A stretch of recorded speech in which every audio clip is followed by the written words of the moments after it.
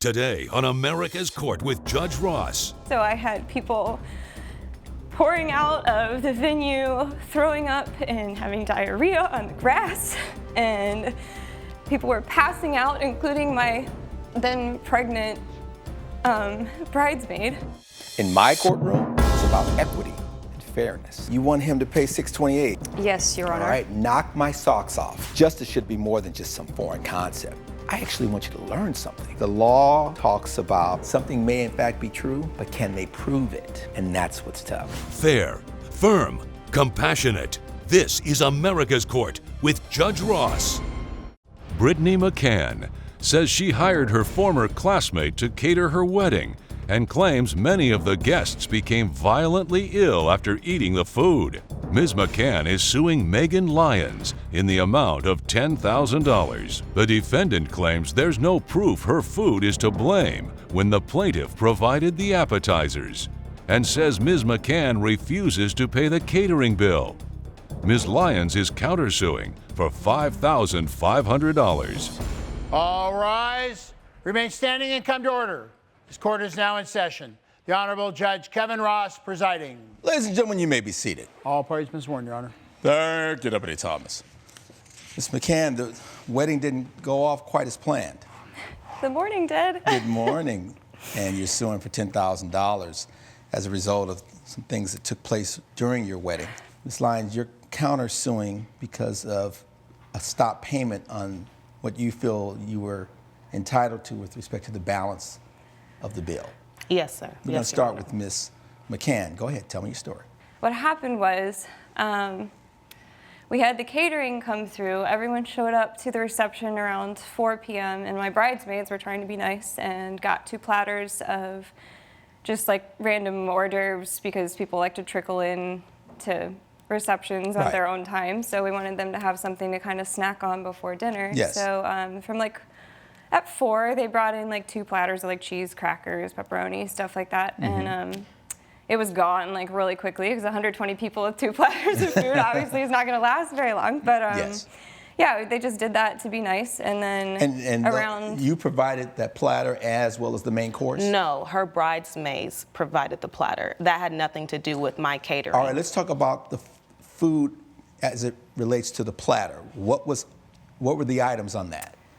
I think that one of them had cheese and crackers and pepperoni. And your focus was more on the actual meal? Yes. All right, and what was decided upon in terms of the menu? So we had barbecue, coleslaw, mac and cheese, beans. Okay, you're making me hungry now. Stop it. It's really good too. Had you had the food before? Yes, their company actually has been around for like 45 years. And how long have you worked for the company?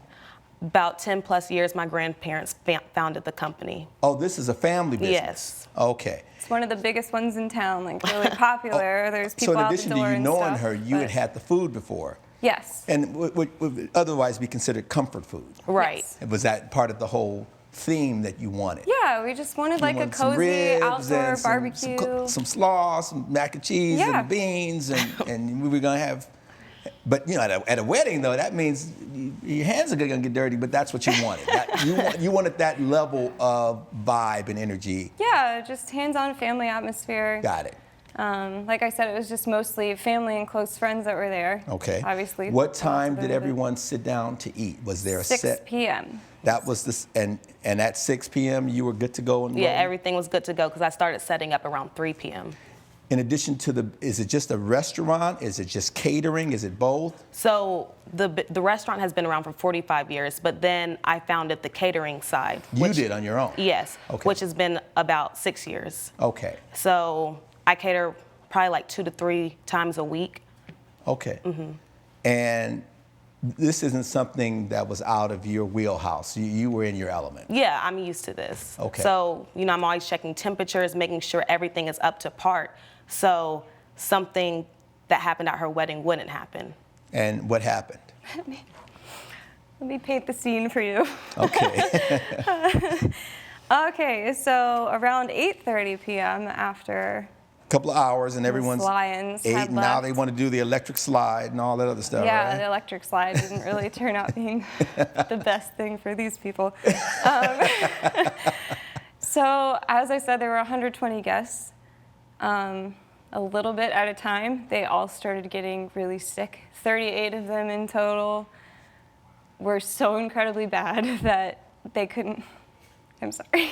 No, that's okay. They couldn't keep the have food enough down. bathroom stalls for everyone to be in. So I had people pouring out of the venue, throwing up and having diarrhea on the grass, and people were passing out, including my then pregnant bridesmaid. Coming up on America's Court, About 9 p.m., I started just violently puking, had hot sweats, diarrhea. I even passed out. and later, The person I was arm wrestling with, he looked at me, he started laughing. I was like, what are you laughing about? He was like, on your tattoo. I was like, what's so funny about it? He was like, looks like a bull with a breast and not muscle. I was like, As in female breasts. yeah. closed captioning provided by. If you'll be in the Los Angeles area and want to bring your case to court, call 1-888-552-6878. This is America's Court with Judge Ross. America's Court is back with the case of Brittany McCann, who is suing Megan Lyons for $10,000. Now step forward. 12 of them were hospitalized, including her. 2 of them kept overnight. Tell me about your experience. Okay. And I'm sorry, did you say she was pregnant She at was the time? 8 months pregnant at the time, which is really dangerous. Okay. Sorry. Go ahead. So I came in early to help set up the appetizers, and I had just a few bites of cheese while I was talking to some friends. I ended up eating the main course around 6 o'clock. I was really excited because I've had this food before and I really like it. And you hadn't had any problems before? No, I've never had any problems with Did it you before. also know Miss Lyons from previously? Yes, Okay. but not too closely. But you knew who she was? Yes, Right, exactly. and you were familiar with her company, her family's business? Yes, exactly. You ate the items before, you ate the main course. How much time went by before you started having any sort of negative effect? It was about 3 hours. So Okay. about 9 p.m., I started just violently puking, had hot sweats, diarrhea. I even passed out. Oh, that would be scary, and you're Yeah, about to and, deliver your baby. Yeah, and I fainted, and so the ambulance was called, and I was taken away. What I'm trying to figure out is how are they putting the blame on my food when they had cheese and hors d'oeuvres in the beginning that wasn't from my company? You're asking $10,000 from Ms. Lyons. What does that $10,000 reflect? I have some evidence. I also have, can I say something else real quick? Yes, you can. So I asked all 38 people and that got sick, and I couldn't figure out anyone who had just eaten the hors d'oeuvres and not eaten the macaroni and cheese. Like, the macaroni and cheese was the constant that I asked from everybody. They all seemed to have eaten that macaroni and cheese. Let's talk about the $5,500. Yes. So when we had the conversation about the catering, Brittany put a $250 deposit down, but she also had to pay me the $5,500, which she paid, but she stopped the payment on the check, so I never received it. What I'm just trying to figure out is, how did it come from my food when there is no evidence saying, oh, it came from... Megan, I'm not trying to not pay you. I'm trying to make sure it wasn't you. And I understand that, but that doesn't mean that I should pay you for that, because... Well, how do we draw the nexus between everyone getting sick and her food? I asked everyone that had gotten sick, and the macaroni seemed to be the only constant thing that everyone ate. I asked hors d'oeuvres, and I couldn't figure out. But how do we know? You're here because you have to establish, based on evidence and testimony, that, and what I'm hearing, macaroni and cheese from this woman's business caused this result. How would we know that? I see what you're saying. So did we get anything tested? I wasn't able to. She left with the rest and remainders of the food before we could get anything. Well, I would imagine that when people are, most individuals, even if you go to an event and you've eaten, There's trash cans with leftover food. It may be a unpleasant process of having to go through that. But you literally would say, well, let's grab the trash bags of the food, of the waste, and we'll have to put on gloves, and we'll find some macaroni there somewhere and get it tested so I can come back and show the court the results, and we know definitively it was the macaroni and cheese. And that's why you're saying, I don't mind taking responsibility, but I don't have any reason to believe that it was right. And then on top of that, I'm losing $5,500, and then I would have to pay an extra $10,000 for something that I didn't even do. Now, in terms of the pain and suffering and the emotional experience of having to see all of that, it's horrible, but we have to go back to this food, though, because if it turns out it wasn't the macaroni and cheese, but it was those platters, then the pain and suffering would be towards the people who created those platters. So your matter is going to have to be dismissed because you can't sustain your burden. As it relates to the counterclaim, there was an offer and acceptance. The consideration was, if you do my wedding, I will pay you this money. Did she perform the services based on the terms and conditions of the agreement? Yes. So unfortunately, not only is your matter dismissed, but I'm going to have to rule in favor of Ms. Lyons. You're going to have to pay her that $5,500. I already have to pay their medical bills. That's how the law works, ma'am. Yes, sir. Your matter's dismissed. You will receive that $5,500. That is the order. Case closed. All rise. Judge Ross has ruled in favor of the defendant. The plaintiff has been ordered to pay $5,500. I'm so relieved that Judge Ross made the right decision, and I'm finally getting paid the money that I deserve because, I mean, my food's the best. I understand why Judge Ross made the decision that he made, but I still think it's the mac and cheese, and we're never eating there again. And coming up on America's Court with Judge Ross. So I drew it, and I showed it on his arm. He said, it's all right. You know, I said, do you like it? He's like, yeah, it's all right. It's like, you know, would you like to move forward? Stop for a moment. That doesn't sound very convincing. Yeah, it's all right. Closed captioning provided by. This is America's Court with Judge Ross. Brad Carver claims he wanted a tough-looking tattoo and says he got just the opposite. Mr. Carver is suing Joey Traingo in the amount of $1,885. Mr. Traingo claims he gave the plaintiff the tattoo he asked for and says Mr. Carver left his business satisfied. Mr. Carver, let's talk about this tattoo, sir. You're not happy. Very not happy. In fact, you don't even have the tattoo anymore. No, I had to take it out. All right. Why did you have to take it off, sir? Because that was that bad. Your Honor, my name is Brad, and I'm a construction worker by the day. Yes. And at night, I'm an arm wrestler. I'm sorry, you're an arm wrestler? Yes, sir. And what sort of look were you going for, sir? For a muscular bull that, kind of flexing. Okay. And why did you pick Mr. Traingo to give you this buff bull? As the competition I was in, I saw a tattoo on... You were in a competition? Yes, sir. And you saw a tattoo on someone else? Yes, sir. And it was an anchor, and I really liked it. Okay, so now let's talk about when he came into the door, what was the exchange between the two of you?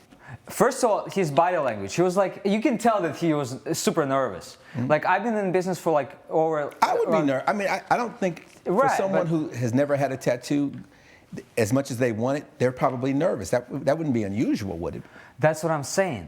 And that's what I hate about being as a tattoo artist. When they come, they're like, I want this. And then when you give it to them, like, what is this? Well, wait, I can only hear one of you at a time. Yeah.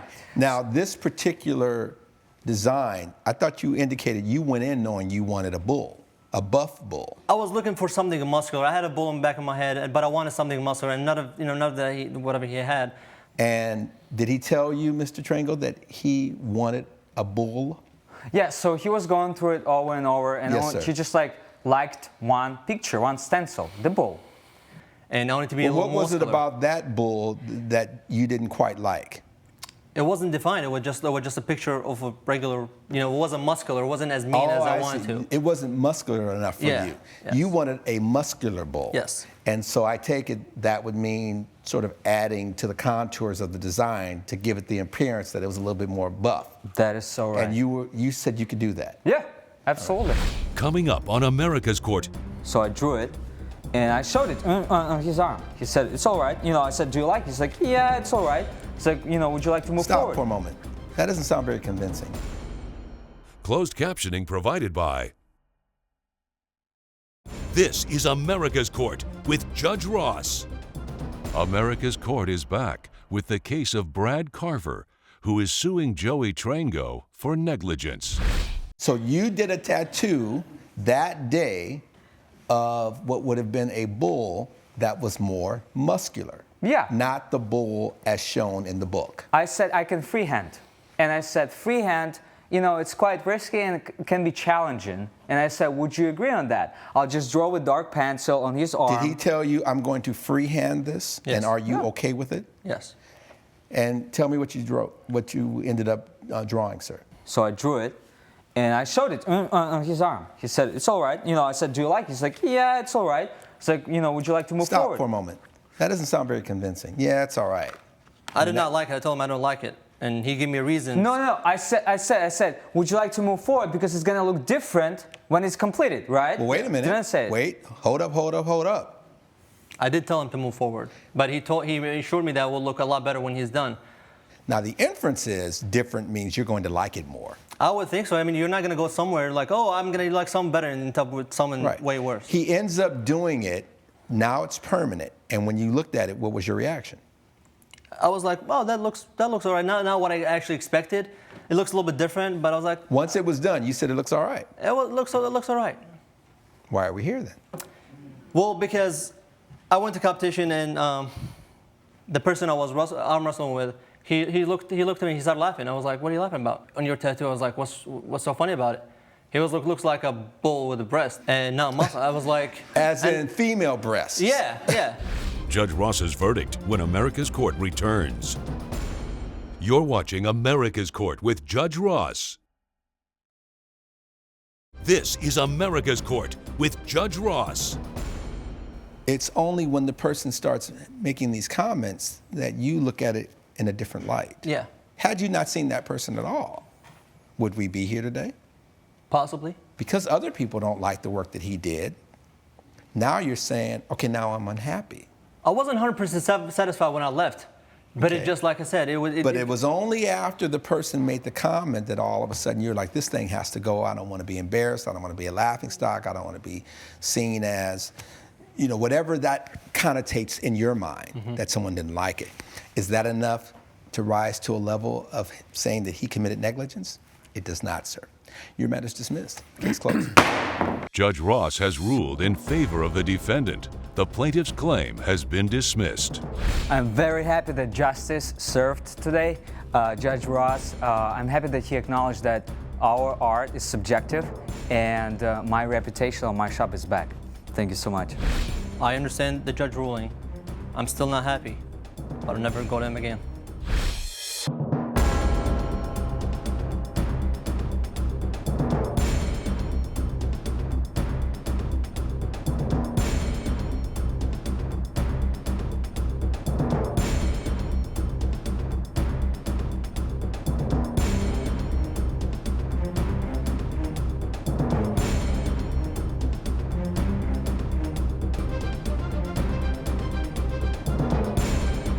Follow America's Court on Facebook and Twitter.